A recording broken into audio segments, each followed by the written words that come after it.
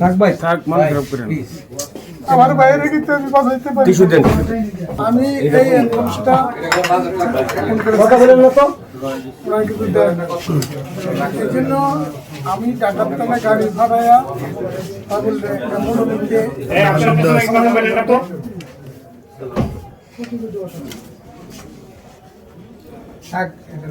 থাক ভাই থাক, মান খারাপ করেন। আপনি ছোট অ্যাম্বুলেন্সের কারণে আমার বাইরে কিন্তু আমি বাঁচাইতে পারি। টিস্যু দেন। এই লোক পড়েন গাবিলতিতে,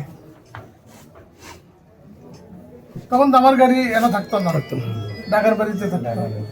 কেন গাড়ি পাওয়া যায় না ভাড়া করে যাও।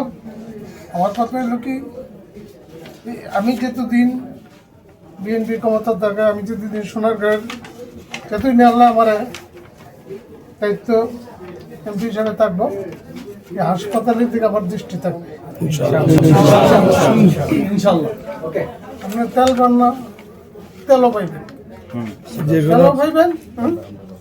যে ব্যবস্থা যখন করছে, আর না হইলে ব্যবস্থা করে দিতাম। হ্যাঁ, ওকে, সবাইকে ধন্যবাদ।